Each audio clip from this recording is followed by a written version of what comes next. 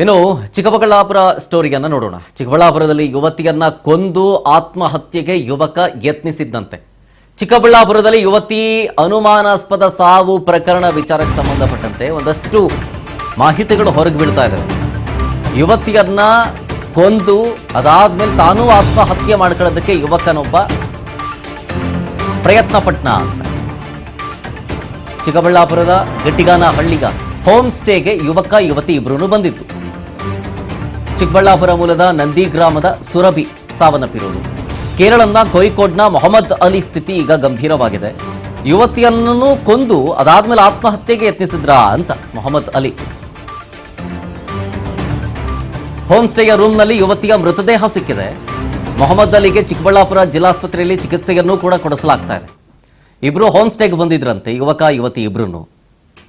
Home ಸ್ಟೇಗೆ ಬಂದಂಥ ಸಂದರ್ಭದಲ್ಲಿ ಅದೇನಾಯ್ತೋ ಏನೋ ಗೊತ್ತಿಲ್ಲ, ಯುವತಿಯನ್ನ ಯುವಕ ಸಾಯಿಸ್ಬಿಟ್ಟಿದ್ದಾನಂತೆ. ಅದಾದ ಮೇಲೆ ಆತನೂ ಸೂಸೈಡ್ ಮಾಡ್ಕೊಳ್ಳೋದಕ್ಕೆ ಪ್ರಯತ್ನ ಪಟ್ಟಿದ್ದಾನೆ ಅನ್ನೋದು. ಸದ್ಯ ಟ್ರೀಟ್ಮೆಂಟ್ ತಗೊಳ್ತಾ ಇದ್ದಾನೆ ಚಿಕ್ಕಬಳ್ಳಾಪುರ ಜಿಲ್ಲಾಸ್ಪತ್ರೆಯಲ್ಲಿ. ನಿಜಕ್ಕೂ ಕೊಂದಿದ್ನ ಅಥವಾ ಬೇರೆ ಏನಾದರೂ ಆಯ್ತಾ ಅದೆಲ್ಲವೂ ಗೊತ್ತಾಗಬೇಕು ಅಂತಂತಂದರೆ ಮೊಹಮ್ಮದ್ ಅಲಿ ಹತ್ರ ಸ್ಟೇಟ್ಮೆಂಟ್ ಪಡ್ಕೊಳ್ಬೇಕು ಪೊಲೀಸರು. ಇಬ್ರು ಚಿಕ್ಕಬಳ್ಳಾಪುರ ಮೂಲದ ನಂದಿ ಗ್ರಾಮದ ನಿವಾಸಿಗಳು. ಈಗ ಸದ್ಯ ಕೇರಳದ ಕೋಯಿಕೋಡ್ನ ಮೊಹಮ್ಮದ್ ಅಲಿ ಸ್ಥಿತಿ ಗಂಭೀರವಾಗಿದೆ. ಕಾರಣ ಏನು ಅನ್ನೋದು ಗೊತ್ತಾಗಬೇಕು. ಆತನೇ ಕೊಲ್ಲೋದಕ್ಕೆ ಪ್ರಯತ್ನ ಪಟ್ನ ಅಥವಾ ಸ್ಥಳದಲ್ಲಿ ಬೇರೆ ಏನಾದರೂ ಆಗಿತ್ತಾ? ಯಾಕೆಂದರೆ ನೋಡಿರೋದು ಒಂದಾಗಿದ್ದರೆ ಆಗಿರೋದು ಮತ್ತೊಂದಾಗಿರುತ್ತೆ. ಹಾಗಾಗಿ ಈ ಪ್ರಕರಣ ವಿಚಾರಕ್ಕೆ ಸಂಬಂಧಪಟ್ಟಂತೆ ಪೊಲೀಸರು ತನಿಖೆಯ ಆಳಕ್ಕಿಳಿದು ಆ್ಯಕ್ಚುಯಲ್ ಆಗಿ ಆಗಿದ್ದೇನು ಅನ್ನೋದನ್ನು ವಿಚಾರಿಸಬೇಕಾಗತ್ತೆ. ಸದ್ಯ ಯುವತಿಯ ಫೋಟೋ ಗಮನಿಸ್ತಾ ಇದ್ದೀರಿ. ಈಕೆಯೇ ಸಾವನ್ನಪ್ಪಿರುವ ಯುವತಿ, ಸುರಭಿ ಅಂತ ಈಕೆ ಹೆಸರು. ಸದ್ಯ ಕೇರಳದ ಕೋಯಿಕೋಡ್ನಲ್ಲಿ ಮೊಹಮ್ಮದ್ ಅಲಿ ಸ್ಥಿತಿ ಗಂಭೀರವಾಗಿದೆ. ಟ್ರೀಟ್ಮೆಂಟ್ ಪಡ್ಕೊಳ್ತಾ ಇದ್ದಾರೆ.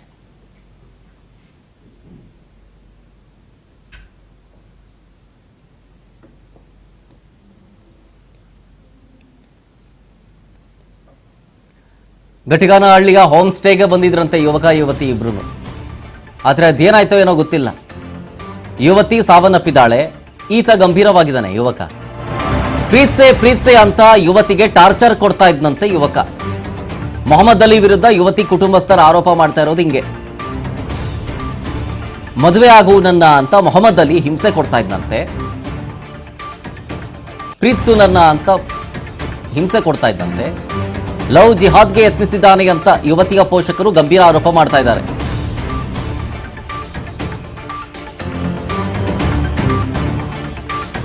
ಇನ್ನೊಂದೇನಂತಂದ್ರೆ ಇಬ್ರು ಹೋಮ್ ಸ್ಟೇಗೆ ಹೋಗಿದ್ದಾರೆ, ಯುವಕ ಯುವತಿ ಇಬ್ರು. ಹೋಮ್ ಸ್ಟೇಗೆ ಹೋದಂತಹ ಸಂದರ್ಭದಲ್ಲಿ ಯುವತಿ ಸಾವನ್ನಪ್ಪಿದ್ದಾಳೆ. ಬ್ಲಡ್ ಬಂದಿದೆ, ಯಾರೋ ಹೊಡೆದಿದ್ದಾರೆ ಅನ್ನೋ ರೀತಿಯಾಗಿ ಕಾಣಿಸುತ್ತೆ. ಮತ್ತೊಂದು ಕಡೆ ಯುವಕ, ಆತನೂ ಅಷ್ಟೇ, ಆತ ನಿತ್ರಾಣನಾಗಿದ್ದಾನೆ, ಆಸ್ಪತ್ರೆಯಲ್ಲಿ ಟ್ರೀಟ್ಮೆಂಟ್ ಪಡ್ಕೊಳ್ತಾ ಇದ್ದಾನೆ. ಸೊ ಹಿಂಗಿದ್ದಾಗ ಅನುಮಾನ ಬರೋದು ಒಂದು ಯುವಕನ ಮೇಲೆ. ಏನಂತ? ಒಂದು, ಈತ ಹೊಡೆದಿರಬಹುದು, ಅದಾದ್ಮೇಲೆ ತಾನೂ ಆತ್ಮಹತ್ಯೆಗೆ ಪ್ರಯತ್ನ ಪಟ್ಟಿರಬಹುದು.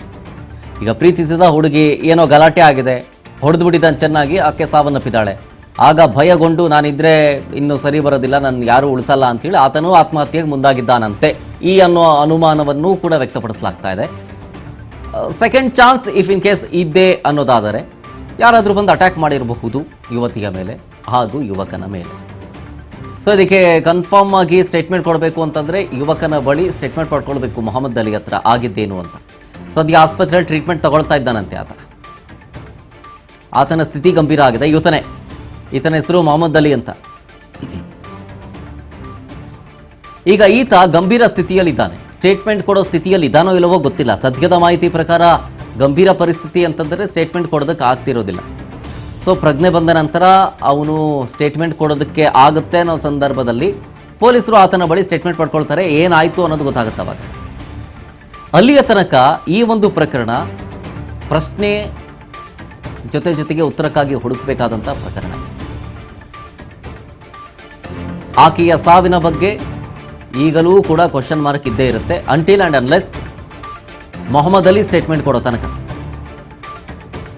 ನೋಡಿ, ಬ್ಲರ್ ಮಾಡಿ ತೋರಿಸ್ತಾ ಇದ್ದೀವಲ್ಲ, ಅದು ಹೋಮ್ ಸ್ಟೇಲನ್ನಿಲ್ಲ ರೂಮ್. ಅಲ್ಲೇ ಸಾವನ್ನಪ್ಪಿರೋದು ಯುವತಿ ಸುರಭಿ. ಮಧ್ಯದಲ್ಲಿ ನೋಡ್ತಾ ಇದ್ದೀರಾ, ಟಿವಿ ಸ್ಕ್ರೀನ್ನ ಮಧ್ಯಭಾಗದಲ್ಲಿ ಗಮನಿಸ್ತಾ ಇದ್ದೀರಲ್ಲ, ಈಕೆಯೇ ಸುರಭಿ. ಈಕೆ ಚಿಕ್ಕಬಳ್ಳಾಪುರ ಮೂಲದ ನಂದಿ ಗ್ರಾಮದವಳು. ಇನ್ನು ಈ ಮೊಹಮ್ಮದ್ ಅಲಿ ಇದ್ದಾನಲ್ಲ, ಈತ ಕೇರಳದ ಕಡೆಯವನು. ಸೊ ಇವರಿಬ್ರು ಚಿಕ್ಕಬಳ್ಳಾಪುರದ ಹೋಮ್ ಸ್ಟೇ ಒಂದಕ್ಕೆ ಬಂದಿರ್ತಾರೆ.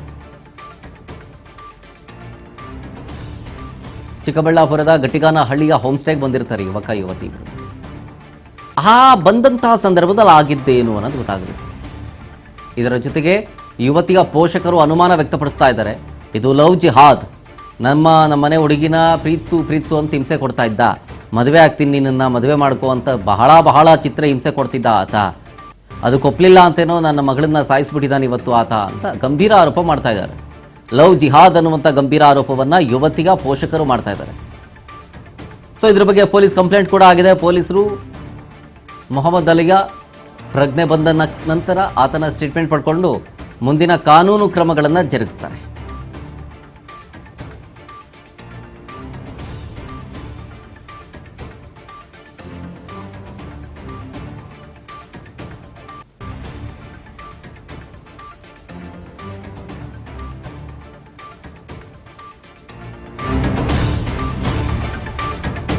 ಯುವತಿ ಸುರಭಿ ಆತ್ಮಹತ್ಯೆಯೋ ಕೊಲೆಯೋ ಅನ್ನೋ ಅನುಮಾನ ಮೂಡ್ತಾ ಇದೆ. ಯಾಕೆಂದ್ರೆ ಸುರಭಿ ಇದ್ದ ರೂಮ್ನಲ್ಲಿ ಸ್ವಲ್ಪ ಮಾತ್ರೆಗಳು ಸಿಕ್ಕಿದವಂತೆ. ರೂಮ್ನಲ್ಲಿ ಹಗ್ಗವನ್ನ ಪತ್ತೆ ಹಚ್ಚಿದ್ದಾರೆ ಪೊಲೀಸರೀಗ. ಪ್ರಾಥಮಿಕ ಹಂತದ ತನಿಖೆಯಲ್ಲಿ ಪೊಲೀಸರಿಗೆ ಸಿಕ್ಕಿರುವಂತ ಮಾಹಿತಿ ಇದು. ಸದ್ಯ ಮೊಹಮ್ಮದ್ ಅಲಿ ಪ್ರಜ್ಞಾಹೀನ ಸ್ಥಿತಿಯಲ್ಲಿದ್ದಾನೆ. ಈಗ ಇದು ಆತ್ಮಹತ್ಯೆನ ಕೊಲೆನ ಅನ್ನೋದು ಗೊತ್ತಾಗಬೇಕು. ನೋಡಿ, ಇನ್ನೊಂದು ಅನುಮಾನನೂ ಬರ್ತಾ ಇದೆ ಇಲ್ಲಿ. ಕಾರಣ, ರೂಮ್ನಲ್ಲಿ ಒಂದಷ್ಟು ಮಾತ್ರೆಗಳು ಸಿಕ್ಕಿದ್ದಾವೆ, ಆಮೇಲೆ ಹಗ್ಗನೂ ಸಿಕ್ಕಿದೆ.